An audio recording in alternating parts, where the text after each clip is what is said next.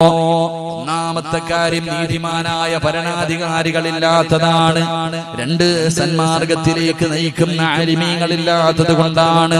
മൂന്ന്, തിന്മ കണ്ടാൽ തിരുത്തുന്ന നന്മ ഉപദേശിക്കുന്ന പ്രായമുള്ള ഉപ്പമാരും ഉമ്മമാരും ഇല്ലാത്തത് കൊണ്ടാണ്. നാല്, വനിസാഉഹും മസ്തൂറാത്ത് യതബറജന തബറജൽ ജാഹിലിയത്തിൽ ഊലാ.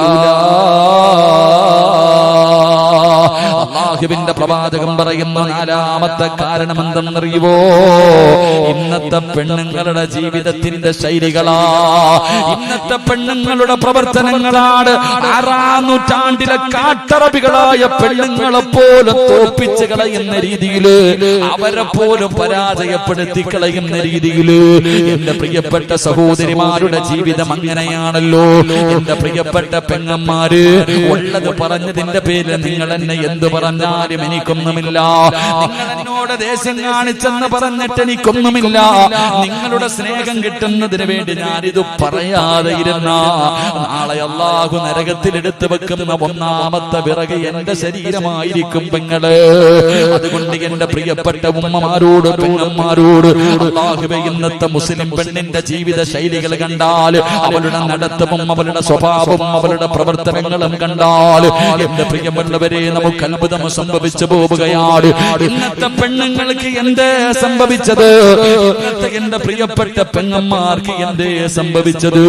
എന്തെല്ലാം കോമാളിത്തരങ്ങളാണ്, എന്തെല്ലാം പേക്കൂത്തുകളാണ്. അല്ലാഹുവിനും അവന്റെ പ്രവാചകനും ഇഷ്ടപ്പെടാത്ത കാര്യങ്ങൾ ചെയ്യുന്നതിൽ എന്റെ പെങ്ങൾക്ക് യാതൊരു പേടിയുമില്ല.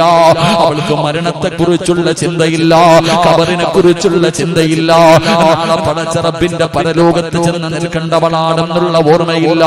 ചെയ്തു കൂട്ടിയത് മുഴുവനും പിടിച്ചു നിർത്തിയിട്ട് അല്ലാഹു എണ്ണി ചോദിക്കുന്ന ഒരു ദിവസം വരാനുണ്ടെന്ന് എന്റെ പ്രിയപ്പെട്ട പെങ്ങന്മാര് മറന്നു പോവുകയാണ്.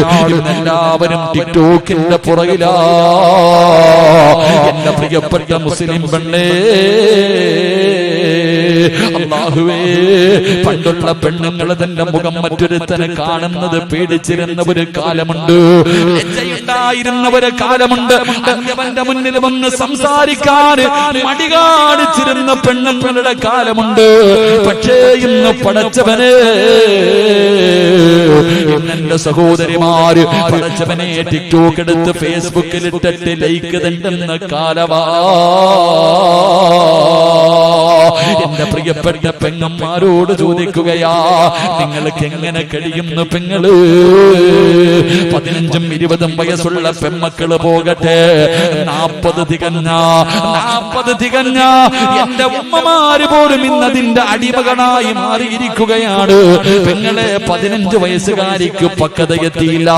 ഈ 40 തികഞ്ഞ കിളവിയായ നിനക്കിനി എന്ന് പക്വതയെത്താരാ?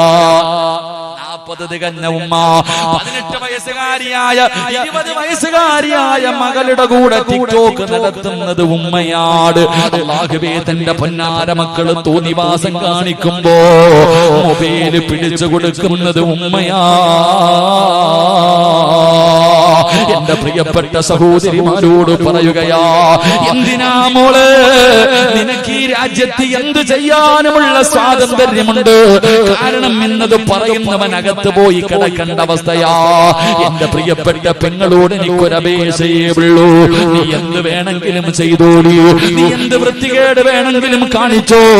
എന്തിനാ മോളെ ഫർദ ധരിക്കുന്നത്? എന്തിനാ മോളെ ഫർദ ധരിക്കുന്നത്? അതൊരു പുണ്യമായ വസ്ത്രമല്ലേ? അത് ആയിഷ ബീവി ധരിച്ചതല്ലേ? അത് ഖദീജ ബീവി ധരിച്ചതല്ലേ? അത് അല്ലാഹുവിന്റെ റസൂലിന്റെ കരളിന്റെ ഘട്ടമായ ഫാത്തിമ ബീവി ധരിച്ചതല്ലേ? ഒരുപാട് മഹദികൾ ധരിച്ച ഫർദയല്ലേ മോള്? എന്തിനാ അതിട്ടുകൊണ്ട് നീ പണി കാണിക്കുന്നത്? നിനക്കതൊന്ന് ഊരിയിട്ടുകൂടെ? എന്റെ പ്രിയപ്പെട്ട പെണ്ണന്മാര്, ആരെയും മറന്നുപോയി. അല്ലാഹുവിനെ മറന്നു, റസൂലുള്ളാഹിനെ മറന്നു, വാപ്പയെ മറന്നു, ഉമ്മയെ മറന്നു, ഗുരുനാഥനെ മറന്നു. മറന്നു, എല്ലാവരെയും മറന്നു. ഏതെങ്കിലും ഒരു മരത്തിന്റെ ചുവട് കിട്ടിയാൽ എന്തിനെന്റെ പ്രിയമുള്ളവരെ ഇന്ന് വാഹനങ്ങളിൽ സഞ്ചരിക്കാൻ കഴിയുന്നില്ല, ട്രെയിനുകളിൽ യാത്ര ചെയ്യാൻ കഴിയുന്നില്ല. എന്റെ പ്രിയപ്പെട്ടവരെ എവിടെ നോക്കിയാൽ പഠിച്ചവരെ തന്റെ കണ്ണിന്റെ മുന്നിൽ ഉസ്താദന്മാരിയ്ക്കുന്നുണ്ട്, വാപ്പയുടെ പ്രായമുള്ളവരിയ്ക്കുന്നുണ്ട്, ഉമ്മയുടെ പ്രായമുള്ളവരിയ്ക്കുന്നുണ്ട്, തന്നെ പോലെ ചെറുപ്പക്കാരിയായ പെണ്ണുങ്ങളിരിക്കുന്നുണ്ട്. ഇതെല്ലാവരും മുന്നിലിരിക്കുമ്പോഴും അമുസ്ലിമായ കൂട്ടുകാരന്റെ മടിത്തട്ടിൽ കിടക്കുന്ന എന്റെ പ്രിയപ്പെട്ട പെങ്ങള് എങ്ങനെ കഴിയുന്നടി നിനക്കിങ്ങനെ കാണിക്കാറ്? ആരിരുന്നാലും നാണമില്ല. അവന് ലജ്ജയുണ്ട്, അവന് ലജ്ജയുണ്ട്. പക്ഷേ നമ്മുടെ സമുദായത്തിന് ലജ്ജയില്ല. അവനൊഴിഞ്ഞു മാറിയാലും വിടില്ല. അവന്റെ തോളിലൂടെ കൈയിട്ട് കൊണ്ട് ഉസ്താദന്മാരുടെ മുന്നിലിരുന്ന് സെൽഫി എടുക്കുന്ന പെണ്ണുങ്ങളുടെ കാലമാ. ഏതെങ്കിലും ഒരു മരത്തിന്റെ ചുവട് കിട്ടിയാൽ, ഏതെങ്കിലും ഒരു മരത്തിന്റെ ചുവട് കിട്ടിയാ അവിടെ ഇരുന്നു കൊണ്ട് റബ്ബേ തന്റെ വികാരം തീർക്കുന്ന പെണ്ണുങ്ങളുടെ കാലമാ. എന്റെ പ്രിയപ്പെട്ട സഹോദരിമാരോട് എനിക്ക് പറയാനുള്ളത്, എന്തിനും നിനക്ക് സ്വാതന്ത്ര്യമുണ്ട്. നിന്നെ ചോദിക്കാനും തടയാനും ആരുമില്ല. എന്ത് വേണമെങ്കിലും നിനക്ക് ചെയ്യാം.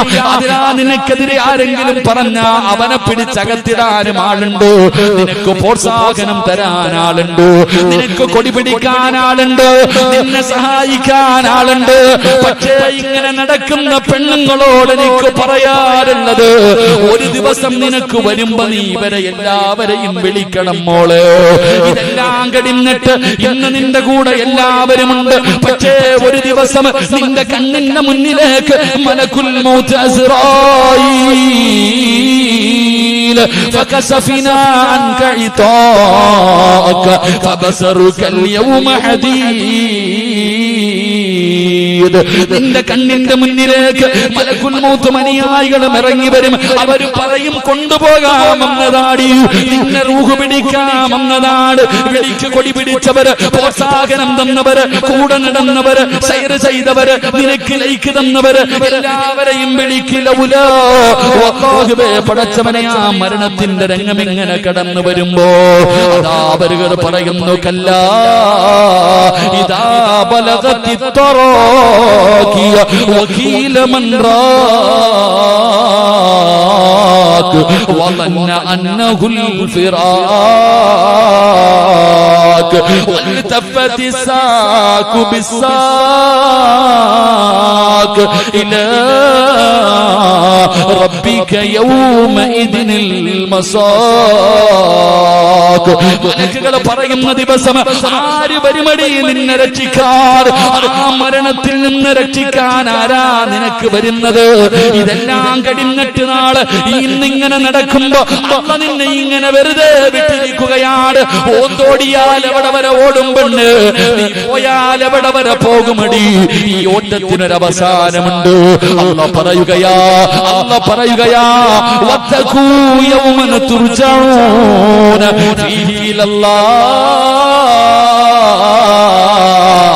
എവിടെ പോയാൽ ഒരു ദിവസം നീ എന്റെ മുന്നിൽ തിരിച്ചു വരുമടി. നീ എവിടെ പോയാൽ നാളെ എന്റെ മുന്നിൽ വന്ന് നിൽക്കുന്ന ഒരു ദിവസം നിനക്ക് വരാനുണ്ട്. അതുകൊണ്ട് പെങ്ങളോട് പറയുകയാ, ഇന്നെല്ലാം ഫ്രണ്ട്ഷിപ്പാണ്. ഇവന്റെ കയ്യിൽ പിടിച്ചാലും കുറ്റം പറയാ പാടില്ല. ഇന്നലക്ക് കൂട്ടുകാരാണ്. പെങ്ങളെ വ്യഭിചാരമെന്ന് പറഞ്ഞാൽ ആണും പെണ്ണും കിടപ്പറയിൽ കിടന്ന് ശാരീരികമായി ബന്ധപ്പെടുന്നതിന് മാത്രമല്ല വ്യഭിചാരമെന്ന് പറഞ്ഞത്. അല്ല വ്യഭിചരിക്കരുതെന്നല്ല പറഞ്ഞത്. വലാ തഖ്റബുസ് സിനാ ഇന്നഹു കാന ഫാഹിശാ. വ്യഭിചരിക്കരുതെന്നല്ല പറഞ്ഞത്. നിങ്ങൾ അടുക്കല്ല്, നിങ്ങൾ അടുക്കല്ല്. അവന്റെ കയ്യിൽ പിടിക്കുന്നത് വ്യഭിചാരമാണ്. അവനെ കാണുന്നത് വ്യഭിചാരമാണ്. അവനോട് സംസാരിക്കുന്നത് വ്യഭിചാരമാണ്. അവൻ പറയുന്നത് കേൾക്കുന്നത് വ്യഭിചാരമാണ്. അവനെ കുറിച്ച് ചിന്തിക്കുന്നത് വ്യഭിചാരമാണ്. ഇത് വ്യഭിചാരമാണ്, വ്യഭിചാരമാണ്. ഇങ്ങനെ വ്യഭിചരിക്ക് നടക്കുന്നവന്റെ ആയുസ് കുറവാണ്. ഇങ്ങനെ വ്യഭിചരിച്ച് നടക്കുന്നവന്റെ ആയുസ് കുറവാണ് പൊന്നുമോനെ. അതുകൊണ്ട് എന്റെ പ്രിയപ്പെട്ട പെങ്ങന്മാരോട് പറയുകയാ, അഹങ്കാരം കുറയ്ക്ക് പെണ്ണേ, ഒന്ന് താഴെ ഇറങ്ങടി പൊന്നുമോള്. 50 വയസ്സുള്ള നിന്റെ ഉമ്മ ചെയ്യാത്ത പാപം ഈ 18 വയസ്സിന് നീ ചെയ്തില്ലേ പൊന്നുമോള്? 20 വയസ്സുള്ള 25 വയസ്സുള്ള പെങ്ങളോട് ഞാൻ ചോദിക്കുകയാ, നിന്റെ ഉമ്മയുടെ ഉമ്മ 60 വയസ്സ് 70 വയസ്സ് വരെ ജീവിച്ചവരാ.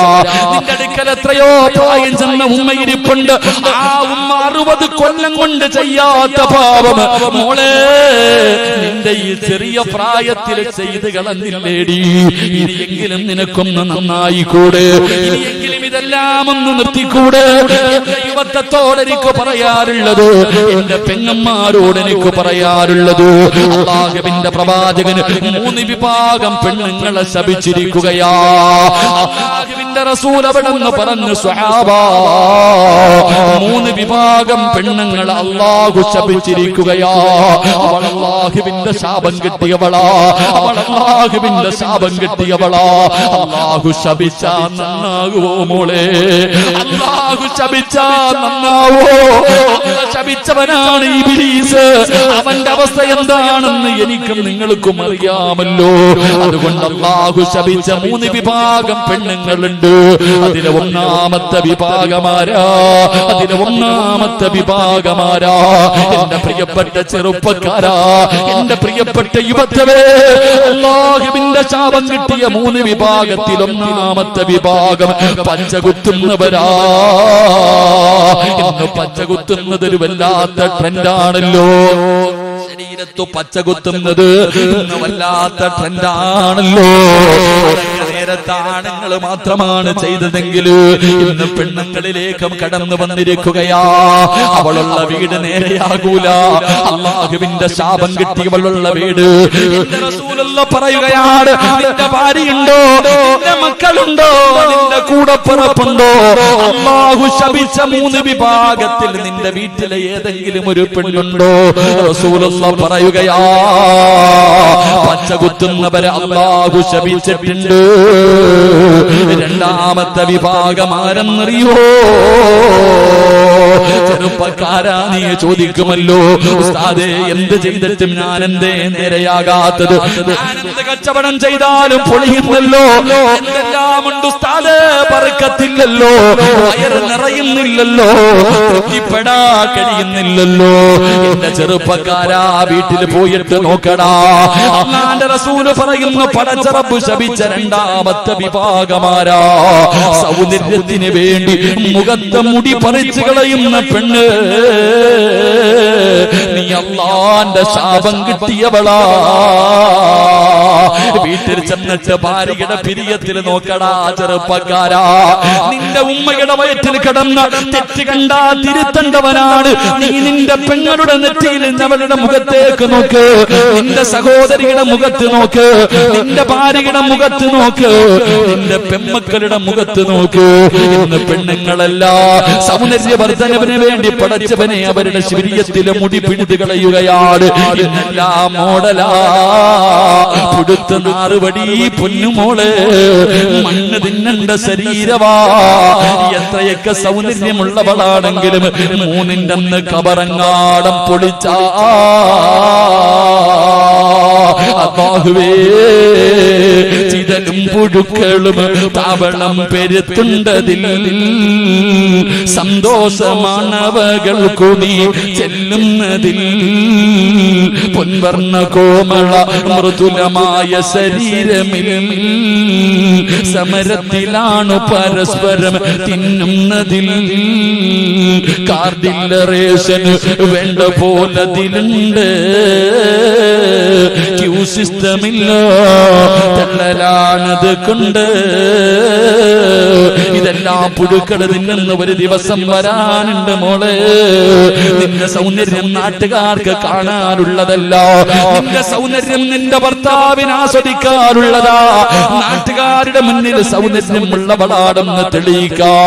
തന്റെ മുഖത്തിലെയും തന്റെ പെരിയത്തിലെയും മുടി പിഴുതു കളയുന്ന ഉമ്മമാരെ, അല്ലാഹു ശപിച്ചവളാണ് നീ, അല്ലാഹുവിന്റെ ശാപം കിട്ടിയവളാണ് നീ. അങ്ങനെ ഏതെങ്കിലും ഒരു പെണ്ണോ ഈ മഹാനിന്റെ ചാരത്ത് വന്നിരിപ്പുണ്ടോ? അള്ളാന്റെ മുന്നിൽ പൊട്ടിക്കരഞ്ഞ് തൗബ ചെയ്തോ, അള്ളാഹുവിന്റെ മുന്നിൽ പൊട്ടിക്കരഞ്ഞിട്ട് തൗബ ചെയ്തിട്ട് അള്ളാഹുവിന്റെ സ്നേഹം നേടാതെ പോകല്ലേ. മൂന്നാമത്തെ വിഭാഗമാരാ? അള്ളാഹുവിന്റെ ശാപം കിട്ടുന്ന മൂന്നാമത്തെ വിഭാഗം എന്റെ പ്രിയപ്പെട്ടവരെ, നരച്ച മുടി മറയ്ക്കുന്നവരാ. പടച്ചവനെ ഇന്ന് പ്രായം മറയ്ക്കാതെ, ഇന്ന് പ്രായം മറയ്ക്കാ പടച്ചവനെ നരച്ച മുടിയുടെ മുന്നില് എന്റെ പ്രിയപ്പെട്ടവരെ കറുത്ത പെയിന്റ് അടിച്ചിട്ട് നടക്കുന്ന ചെറുപ്പക്കാരാ, എന്റെ പ്രിയപ്പെട്ട പെങ്ങന്മാര്, അല്ലാഹുവിന്റെ റസൂൽ അവിടെന്ന് പറയുകയാ, നീ ശാപം കിട്ടിയവളാണ്, പടച്ച റബ്ബിന്റെ ശാപം കിട്ടിയവളാണ്.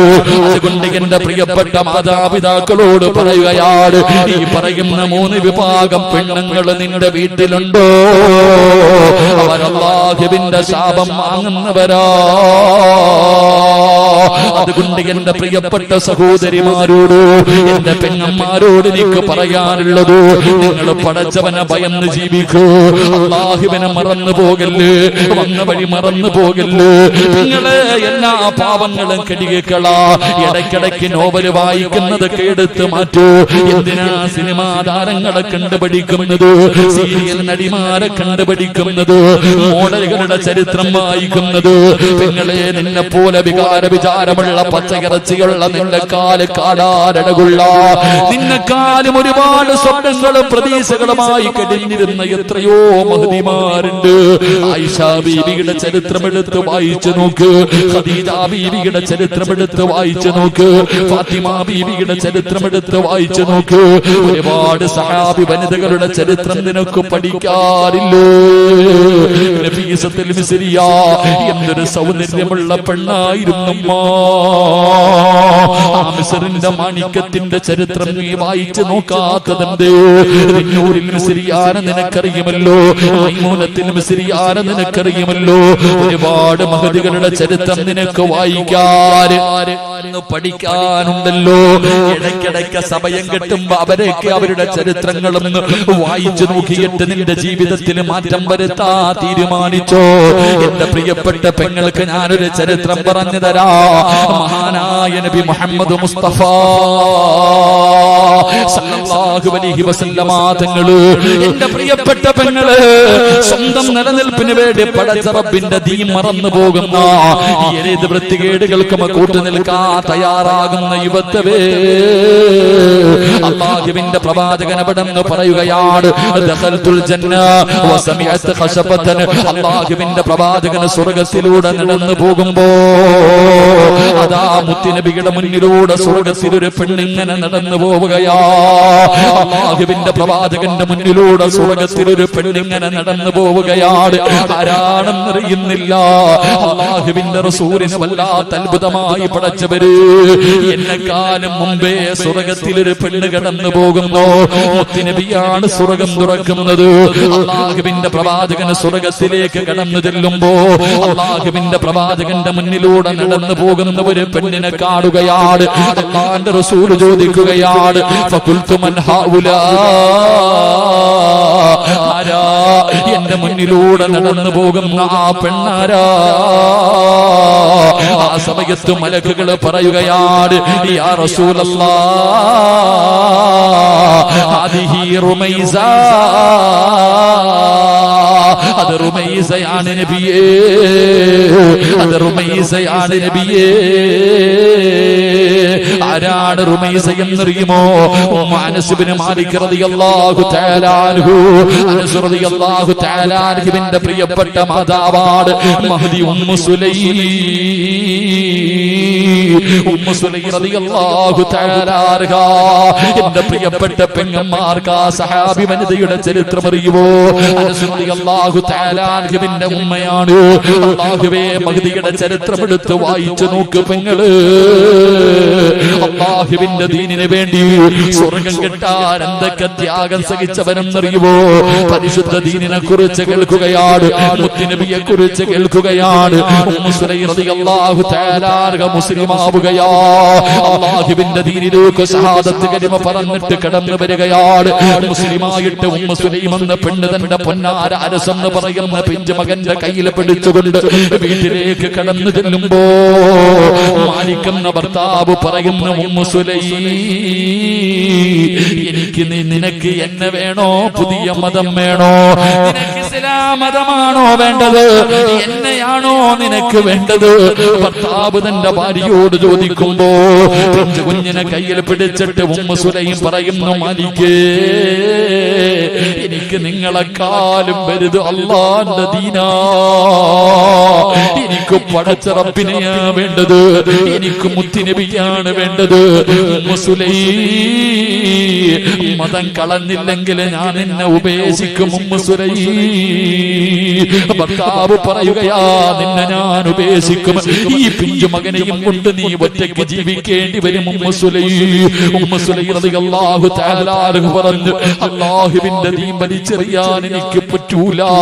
എനിക്ക് അല്ലാഹുവിനെ വേണം, എനിക്ക് മുത്തുനബിയെ വേണം, എനിക്ക് എന്റെ ദീൻ വേണം. അതുപോലെ നിങ്ങളെയും എനിക്ക് വേണം, നിങ്ങളെ ഉപേക്ഷിക്കാൻ എനിക്ക് കഴിയില്ല. അതാ ഉമ്മു സുലൈം റളിയല്ലാഹു തആലയുടെ മറുപടി കേൾക്കുമ്പോൾ മാലിക് എന്ന് പറയുന്ന ഭർത്താവുണ്ടല്ലോ, പടച്ചവനെ തന്റെ പൊന്നാര മകനെ കയ്യിലേൽപ്പിച്ചിട്ട് അവിടെ വീട്ടിൽ നിന്നിറങ്ങി പോവുകയാണ്. ചോരക്കുഞ്ഞിനെ മാറിടത്തിലേക്ക് ചേർത്ത് പിടിച്ചിട്ട് ഉമ്മു സുലൈം നിന്ന് കരയുകയാ. എന്ത് ചെയ്യണമെന്നറിയില്ല. മുസ്ലിമായതിന്റെ പേരിൽ തന്റെ പ്രിയപ്പെട്ട ഭർത്താവ് ഉപേക്ഷിച്ചിട്ട് ഇറങ്ങി പോവുകയാണ്. Ummu Sulaim തകർന്നില്ല. അനസ് എന്ന് പറയുന്ന പൊന്നുമോനെ വല്ലാതെ കഷ്ടപ്പെട്ട് വളർത്തുകയാണ്. അല്ലാഹുവേ, ഒരുപാട് ത്യാഗങ്ങൾ സഹിച്ച് വളർത്തുകയാ. അവസാനം എന്റെ പ്രിയപ്പെട്ടവരെ, മഹാനായ നബി മുഹമ്മദ് മുസ്തഫ സല്ലല്ലാഹു അലൈഹി വസല്ലമ തങ്ങൾ ഹിജ്റ ചെയ്ത നാട്ടിലേക്ക് വന്നപ്പോ എല്ലാവരും അല്ലാഹുവിന്റെ പ്രവാചകന്റെ മുന്നിലേക്ക് ഓടുകയാണ്. ഈ പ്രപഞ്ചം തന്നെ സൃഷ്ടിക്കാൻ കാരണക്കാരനായ മുത്തുനബി മുഹമ്മദ് മുസ്തഫ സല്ലല്ലാഹു അലൈഹി വസല്ലമ തങ്ങളെ കാണുമ്പോ എല്ലാവരും സമ്മാന പൊതിയുമായിട്ട് ഓടുകയാണ്. മുത്തുനബിയുടെ കയ്യിൽ കൊണ്ടുപോയി സമ്മാനം കൊടുക്കുമ്പോ ഉമ്മു സുലൈം റളിയല്ലാഹു തആല വീടിന്റെ അകത്തിരുന്ന് കരയുന്നു, അല്ലാഹ്, എന്റെ കയ്യിലൊന്നുമില്ലല്ലോ റബ്ബേ, മുത്തുനബിക്ക് കൊടുക്കാ, ലോകത്തിന്റെ നേതാവിനെ കൊടുക്കാ. കണ്ടിരുന്ന ആദ്യമായിട്ട് മുത്തുനബിയെ കാണുമ്പോ കൊടുക്കാ തന്റെ കയ്യിലൊന്നുമില്ലല്ലോ. ഉമ്മു സുലൈം വീടിന്റെ അകത്തിരുന്ന് കരയുകയാണ്.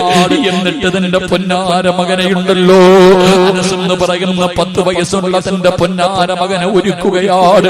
പുതിയ വസ്ത്രങ്ങൾ ധരിപ്പിച്ചു, തന്റെ പൊന്നുമോനെ കുളിപ്പിച്ച് വസ്ത്രം ധരിപ്പിച്ച് സുഗന്ധം തേച്ചിട്ട് തന്റെ പൊന്നുമോനെ കെട്ടിപ്പിടിച്ചിട്ട് ചുംബനം കൊടുക്കുകയാ.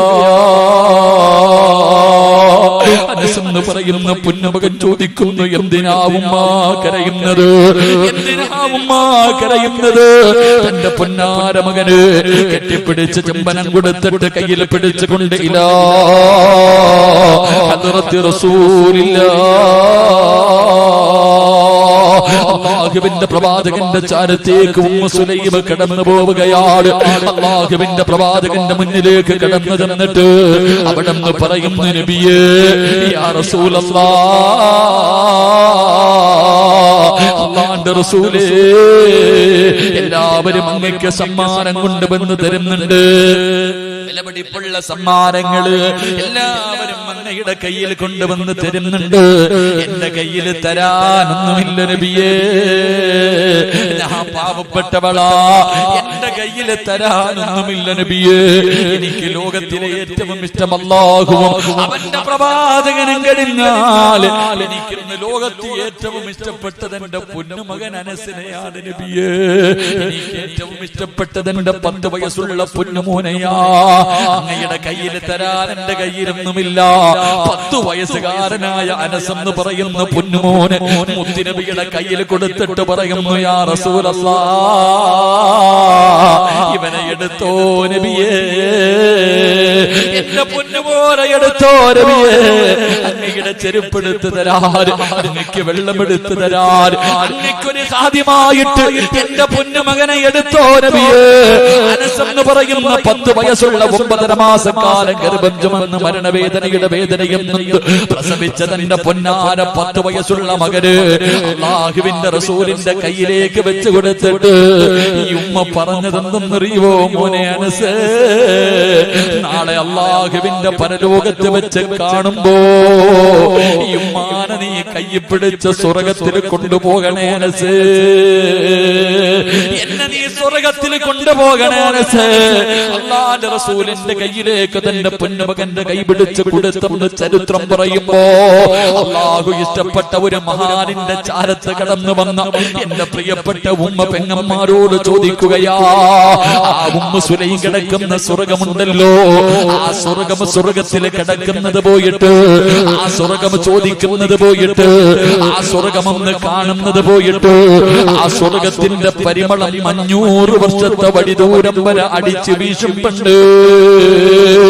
അന്ന് ശ്വസിക്കാ, അതൊന്ന് ശ്വസിക്കാ നമുക്ക് അർഹതയുണ്ടോ പെങ്ങള്? അതുകൊണ്ട് എന്റെ പെങ്ങളോട് പറയുകയാ, അഹങ്കാരമൊക്കെ മാറ്റുമോളെ, എപ്പോഴെവിടെ വെച്ചാണ് മരണം വരുന്നതെന്നറിയില്ല.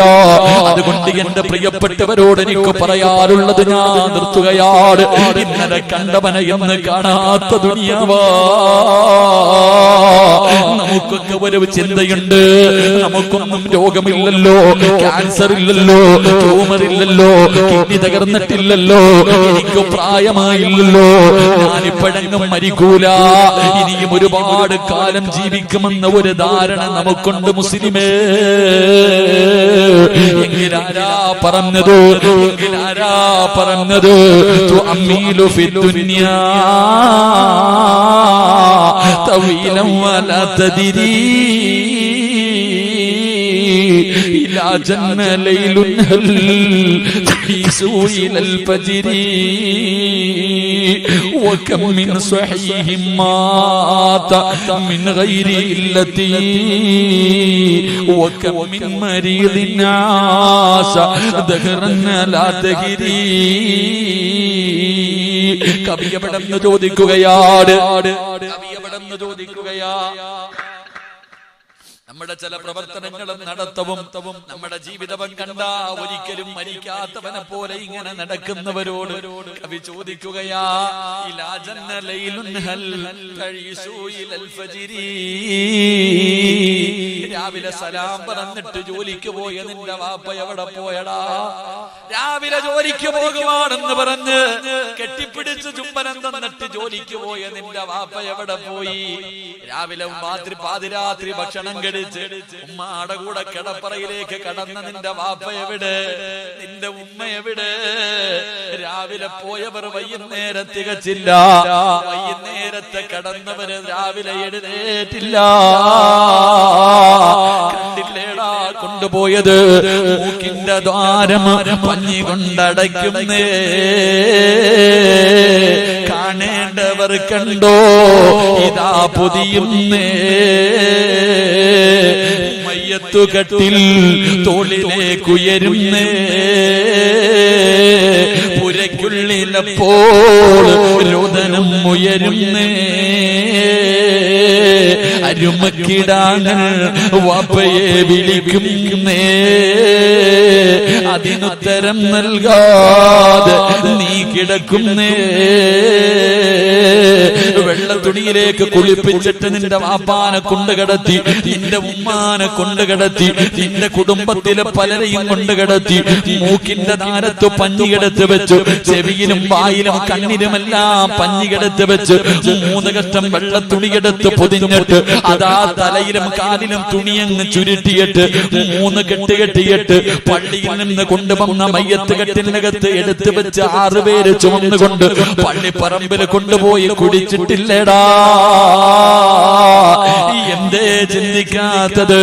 നീ വിചാരിച്ചോ ക്യാൻസർ ഉണ്ടെങ്കിലേ മരിക്കുമെന്ന്, ട്യൂമർ വന്നാലേ മരിക്കുമെന്ന് നീ കരുതിയെങ്കിൽ ഇല്ലടാ. വകം മിൻ സ്വഹീഹിൻ മാത മിൻ ഗൈരി ഇല്ലത്തി, ഒരു രോഗവുമില്ലാത്തവർ പെട്ടെന്ന് വീണും മരിച്ചു പോകുന്നടാ ചെറുപ്പക്കാരാ. കഴിഞ്ഞ ഞായറാഴ്ച ദിവസം ചങ്ങനാശ്ശേരിയിലെ റബ്ബേ 28-ാം തീയതി 27-ാം തീയതി ചങ്ങനാശ്ശേരിയിലെ മക്കാമിൽ കിടക്കുന്ന കറുത്ത തങ്ങളുടെ ആണ്ട് നേർച്ചയായിരുന്നു. എന്റെ പ്രിയപ്പെട്ടവരെ, എന്റെ മഹല്ലില്, ഞാൻ ജോലി ചെയ്യുന്ന മഹല്ലില് അതാ 18 വയസ്സുള്ള ചെറുപ്പക്കാരൻ പഠിച്ചവനെ ഗൾഫിൽ നിന്ന് വന്നതാണ്. തന്റെ പൊന്നാര മകനെ കൊണ്ടുവന്ന് വിട്ടിട്ട് വാപ്പ അങ്ങോട്ട് പോയതേ ഉള്ളൂ. ഒരു ദിവസമേ കഴിഞ്ഞുള്ളൂ. 18 വയസ്സുള്ള പൊന്നുമോ ഭക്ഷണം കഴിഞ്ഞിട്ട് കിടന്നതാ. സുബഹിക്ക് എഴുന്നേറ്റില്ല മോനെ. ചെന്ന് നോക്കുമ്പോ അവന്റെ ശരീരം തണുത്ത് വിറച്ചിരിക്കുകയാ. അവന് ക്യാൻസർ ഇല്ല, അവന് ട്യൂമർ ഇല്ല, ഒരു മാരക രോഗവുമില്ല. അവൻ അറ്റാക്ക് ഉണ്ടാകാ, കൊളസ്ട്രോൾ ഇല്ല, ബ്ലോക്ക് വന്നിട്ടില്ല. രാത്രി കിടക്കുമ്പോ ഒരു തലവേദന പോലുമില്ലാത്ത 18 വയസ്സുകാരമെന്നാറടി മണ്ണിന്റെ അകത്താ. തന്റെ പ്രിയപ്പെട്ട ഭാര്യ പ്രസവിച്ചിട്ട് 6 മാസം. പടച്ചവനെ, എന്റെ പള്ളിയുടെ നമ്മുടെ പരിസരം കോട്ടയം ജില്ലയില് അതാ തന്റെ പൊന്നാര ഭാര്യ പ്രസവിച്ചിട്ട് 6 മാസമായി. 27 വയസ്സുള്ള ചെറുപ്പക്കാരന് വാപ്പയും ഉമ്മയും ഭാര്യയും ഒരുമിച്ചിരുന്ന് രാത്രി ഭക്ഷണം കഴിക്കുകയാണ്. കഴിച്ചുകൊണ്ടിരിക്കുമ്പോ ചോറ് വാരിയിട്ട് വായിലേക്ക് വെക്കാൻ പോകുമ്പോ ഒന്ന് പുറകിലേക്ക് വീണു മോനെ. അനക്കമില്ലടാ. ഹോസ്പിറ്റലിൽ കൊണ്ടുപോകുമ്പോ ഡോക്ടർ പറഞ്ഞു സൈലന്റ് അറ്റാക്കാ. എത്രയോ പിഞ്ചുമക്കളുടെ മയ്യത്ത് കബറടക്കി വരുന്നുണ്ട്. എത്രയോ പിഞ്ചു കുഞ്ഞുങ്ങളുടെ മയ്യത്ത് കബറടക്കി വരുന്നുണ്ട്. എന്തേ നിനക്കും മരിക്കേണ്ടവനാണെന്ന് തോന്നാത്തതെന്താണ്? അതുകൊണ്ട് പറയുകയാ, എപ്പോഴെവിടെ വെച്ചാ വരുന്നതെന്നറിയില്ല, ഏത് രീതിയിലാ വരുന്നതെന്നറിയില്ല. അതുകൊണ്ട് ഒരുങ്ങിക്കോ, സ്വന്തം കാര്യം നോക്കിക്കോ. ഇദാ ജാ നസ്റുല്ലാഹി വൽ ഫത്ഹ് വറഅയ്ത الناس يدخلون في دين الله أفواجا فسبح بحمد ربك واستغفره إنه كان توابا. ഇത് മുത്തുനബിയുടെ മരണമെടുത്തു എന്ന് അല്ലാഹുവിന്റെ റസൂലിന്റെ മുന്നിൽ ജിബ്രീൽ വന്നറിയിച്ച ഒന്നാമത്തെ അടയാളമാ. അതുകൊണ്ട് എനിക്കും നിങ്ങളോട്, എന്റെ നഫ്സിനോടും നിങ്ങളോടും എനിക്ക് പറയാറുള്ളത്, പോകാ സമയമായി, ഈ ലോകം തകരാ സമയമായി. അതിന്റെ അഹങ്കാരമാ കാണുന്നത്. അല്ലാഹുവേ, അതിന്റെ മുമ്പുള്ള പ്രവർത്തനങ്ങളാ കണ്ടുകൊണ്ടിരിക്കുന്നത്. ഇതെല്ലാം ഇടിഞ്ഞു വീഴാറായി. വേണമെങ്കിൽ ഒരുങ്ങിക്കോ, വേണമെങ്കിൽ നന്നായിക്കോ, വേണമെങ്കിൽ പടച്ച റബ്ബിന്റെ സ്നേഹം പിടിച്ചു പറ്റിക്കോ, എന്നിട്ട് രക്ഷപ്പെടാൻ നോക്കിക്കോ. അതുകൊണ്ട് ഫസബ്ബിഹു ബിഹംദി റബ്ബിക, അല്ലാഹുവിലേക്കടുത്തോ, പടച്ച റബ്ബിന്റെ സ്നേഹം വാങ്ങി വെച്ചോ. ഇസ്തിഗ്ഫാറുകൾ അധികമായിട്ട് പറഞ്ഞോ. മരണത്തിന് വേണ്ടി ഒരുങ്ങിക്കോ. അതുകൊണ്ട് എന്റെ പ്രിയപ്പെട്ട പെങ്ങള്, ഭൂമിയിൽ ദുരന്തമുണ്ടാകാറുള്ള 4ാമത്തെ കാരണം എന്തെന്നറിയോ? എന്റെ പ്രിയപ്പെട്ട പെങ്ങന്മാരെ, എല്ലാ പെണ്ണുങ്ങളെയും ഞാൻ കുറ്റപ്പെടുത്തുന്നില്ല, ഞാൻ നിങ്ങളെ ആക്ഷേപിക്കുന്നില്ല. കാരണം നിങ്ങളുടെ കാലിന്റെ ചുവട്ടിലാ സ്വർഗം കിടക്കുന്നത്. ഉമ്മാന്റെ കാൽ ചുവട്ടിലല്ലേ സ്വർഗം കിടക്കുന്നത്. അതുകൊണ്ട് എന്റെ ഉമ്മ പെങ്ങന്മാരെ ഞാൻ അവഹേളിക്കുന്നില്ല, നിങ്ങളെ കുറ്റപ്പെടുത്തുന്നില്ല. പക്ഷേ നിങ്ങളിലെ ചില പെണ്ണുങ്ങളുണ്ടല്ലോ, അവരാറാം നൂറ്റാണ്ടിൽ ജീവിച്ചിരുന്ന കാട്ടറബികളുടെ കാലത്ത് ജീവിച്ചിരുന്ന പെണ്ണുങ്ങളെക്കാലം തരതാഴ്ന്ന ജീവിതമാ. ഇരുണ്ട യുഗമെന്ന് വിളിക്കുന്ന ഡാർക്ക് ഏജിലെ പെണ്ണുങ്ങളെക്കാല് കഷ്ടവാ. ആ കാലമാണ് മോള് ദുരന്തങ്ങൾ വലിച്ചു വെക്കുന്നതെന്ന് ചരിത്രം പറയുമ്പോ എന്റെ പ്രിയപ്പെട്ടവരെ ഒരുങ്ങിക്കോ. അല്ലാഹുവേ, കരുണക്കടലായ അല്ലാഹ്, നിന്റെ അദാബുകളെ തൊട്ട്, നിന്റെ ദുരന്തങ്ങളെ തൊട്ട് നീ ഞങ്ങളെ കാക്കണേ അല്ലാഹ്, നീ ഞങ്ങളെ കാത്തിരക്ഷിക്കണേ അല്ലാഹ്. പടച്ചവന് ഞങ്ങളുടെ നാടുകള് പ്രകൃതി ദുരന്തങ്ങളെ തൊട്ട് നീ കാത്തിരക്ഷിക്കണേ റബ്ബേ. ഈ സദസ്സ് അതിനൊരു സബബാക്കണേ അല്ലാഹ്. എല്ലാവരെയും കാത്തിരക്ഷിക്കുമാറാകട്ടെ, നമ്മുടെ നാടുകളെയും അല്ലാഹു കാത്തിരക്ഷിക്കുമാറാകട്ടെ. എന്റെ പ്രിയമുള്ളവരെ, ദുരന്തങ്ങൾ ഉണ്ടാകാനുള്ള കാരണങ്ങൾ ഈ 4 കാരണങ്ങളാണ്. അല്ലാഹു പഠിക്കാനും മനസ്സിലാക്കാനും അല്ലാഹു ഭാഗ്യം നൽകുമാറാകട്ടെ.